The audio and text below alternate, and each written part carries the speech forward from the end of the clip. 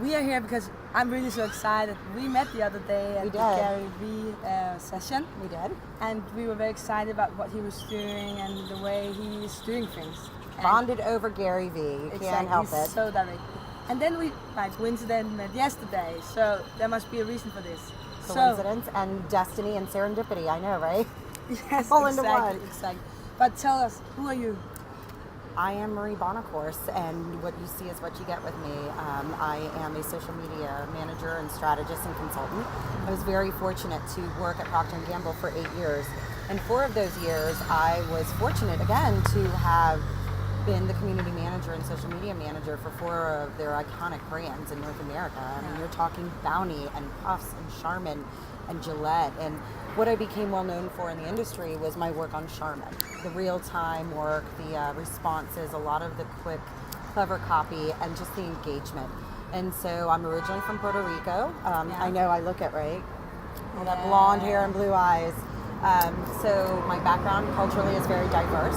I use my hands a lot. I'm trying to sit on them, but I think my background, my cultural and ethnic background, coupled with my moving a lot.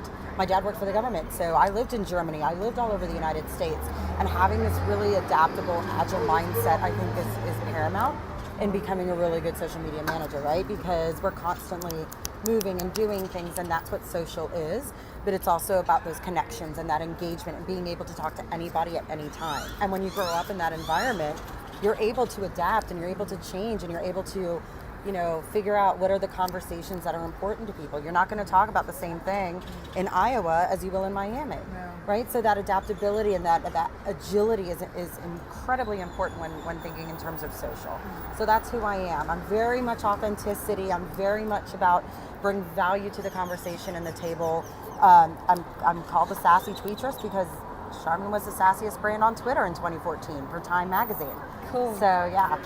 Let's hear more about your experience here at South by. Okay. What has been the best experience this year?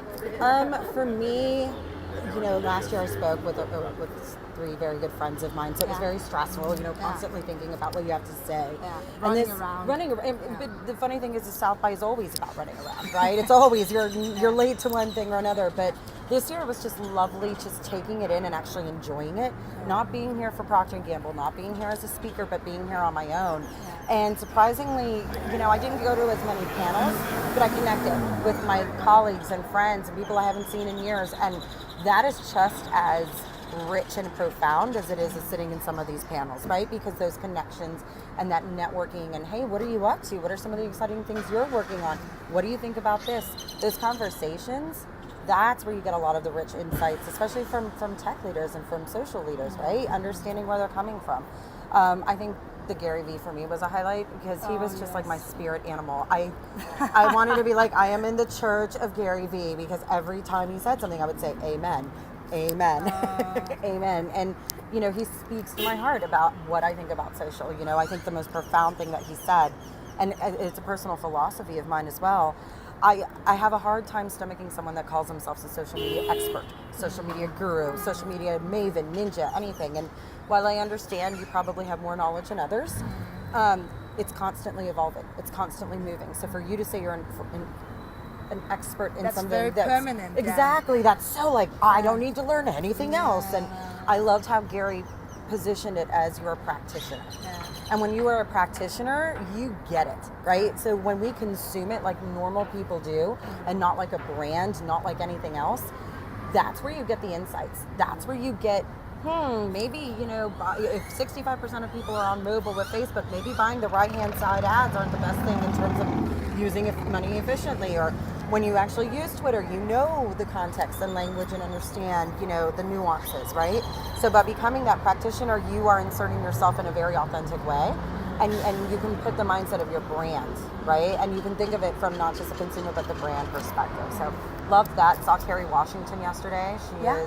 I saw very many mentioning this talk as well. Oh, wonderful talk. I was even there and I was able to ask her a question. Oh, cool. That's what I like about being here as well. You can just go and ask questions and be very direct. She answered it beautifully, but I mean, if you think about her contributions to social in terms of scandal, became very popular because of social media, right? They started off with 6 episodes, and now here they are on their 5th season, and that couldn't have happened without social and the power of people getting together to really promote a show and save a show. And she was just wonderful, and I loved how she was able to talk about the brand of Kerry Washington and how she's able to keep herself true and authentic while still being, marketable. She is the brand. She's an ambassador for Movado, ambassador for Neutrogena, ambassador for quite a few different things, but she's never had to change who she was. And it was refreshing to hear that, especially with how she leverages social media. So it was those two were definitely the highlights for me. Yeah.